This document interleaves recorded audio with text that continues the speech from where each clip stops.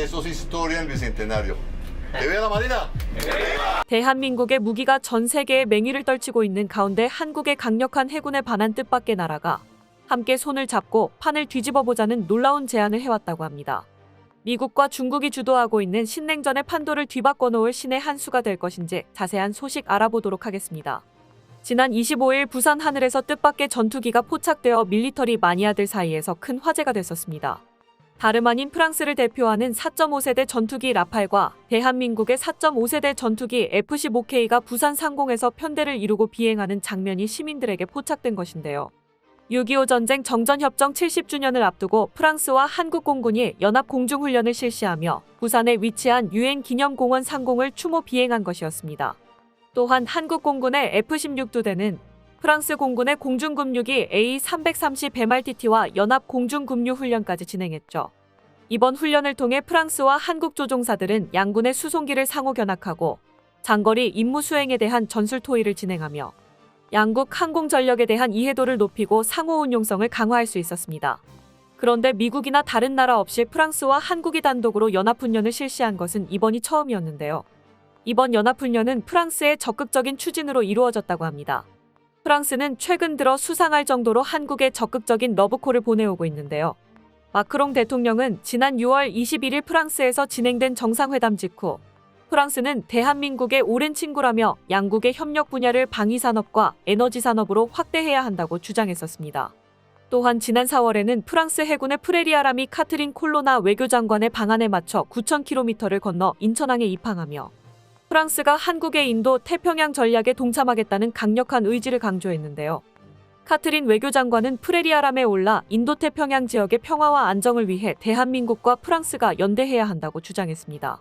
게다가 프레리아람이 한반도 영해에 진입하면서 대만의 협을 가로지르며 중국의 의미심장한 메시지를 전달하기도 했었죠. 그런데 왜 지구 반대편에 있는 프랑스가 마치 한국의 새로운 군사동맹이 되고 싶어하는 것처럼 굴고 있는 걸까요? 프랑스는 지난 2018년 자신들을 인도 태평양 국가로 자칭하면서 미국의 일방주의에서 벗어나 다극질서를 추구하겠다는 전략보고서를 발표했었습니다. 미중 대결이 심화되면서 국제경제 패권이 인도 태평양 지역으로 이동하고 있는 가운데 프랑스 역시 인도 태평양 지역에 대한 발언권과 영향력을 강화하겠다는 것이었죠. 이를 위해 지난 4월 마크롱 대통령이 중국을 깜짝 방문하여 미국을 경악하게 만들기도 했었죠. 하지만 문제는 인도 태평양 지역과 프랑스의 물리적 거리가 멀기에 중국과 미국에 비해 행사할 수 있는 영향력이 적다는 것입니다. 미국과 마찬가지로 군사력을 투사하고 싶지만 지역 대부분이 미국과 중국에게 넘어간 상태이죠. 이러한 상황에서 프랑스는 독자적으로 강력한 군사력을 갖추고 있으면서 프랑스와 함께할 수 있는 파트너를 물색했으니 바로 대한민국이었습니다.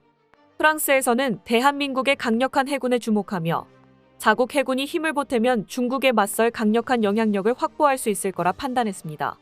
프랑스 하면 아름다운 파리의 풍경과 패션, 예술, 와인과 맛있는 요리 같은 요소들이 먼저 떠오르시겠지만 사실 프랑스는 세계에서 10손가락 안에 드는 군사 강국이자 핵보유국이며 미국의 뒤를 이어 세계 2위의 군사기술력을 갖추고 있는 나라입니다. 특히 프랑스 해군은 미군을 제외하고 유일하게 원자력 항공모함을 운용하고 있기도 하죠.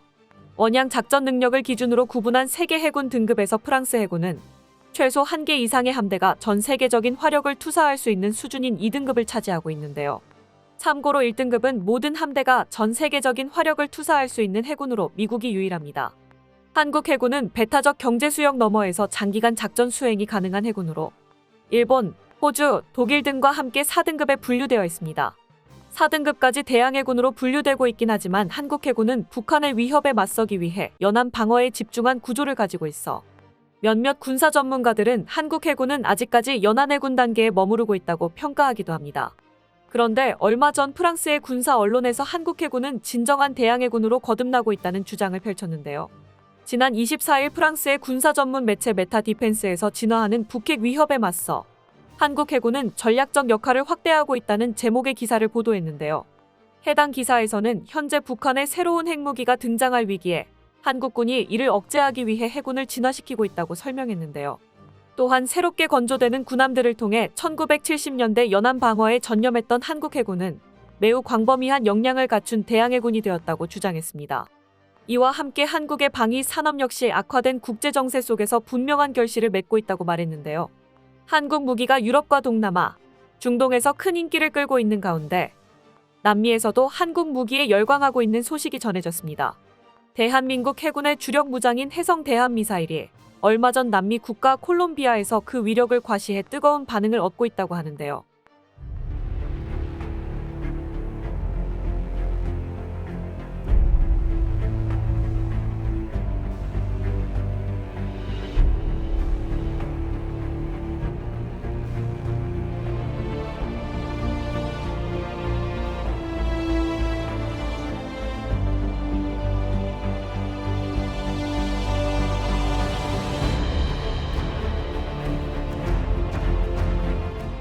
지난 23일 콜롬비아 해군은 자국 호위함에서 해성 대한미사일을 발사해 보신 것처럼 표적함을 완전히 산산조각 내버리는 충격적인 영상을 공개했습니다.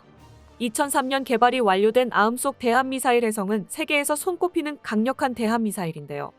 180km 이상의 사거리를 가지고 있으며 변칙 기동을 통해 아군의 함정과 섬을 피해 마하 0.95의 속도로 날아들어 목표물을 파괴합니다. 섬이 많은 한반도 지형에서도 적함을 효과적으로 파괴하기 위해 도입된 기술이죠. 이외에도 수면에 스치듯 나는 시스키밍 기동, 목표물 타격 직전 급상승했다가 내리꽂는 팝업 기동, 목표물에서 빗나갔을 경우 다시 방향을 틀어 목표물을 향해 날아가는 재공격 기능까지 각종 최신 대한미사일 기술들이 적용되어 있으며 이외에도 군사기밀로 공개되지 않은 기술들이 있을 것으로 예상되고 있습니다.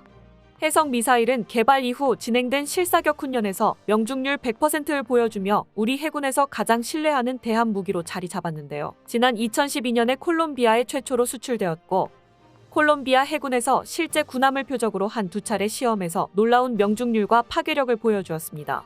도입 초기 발사에 실패해 논란이 된 적도 있었지만 이는 해외 업체의 지자기 센서 설정 오류였던 것으로 밝혀졌었죠. 한국 무기가 보여준 놀라운 위력에 콜롬비아뿐만 아니라 여러 국가들에서도 경탄하는 반응을 보여주고 있는데요. 한국의 미사일은 세계 최고 수준입니다.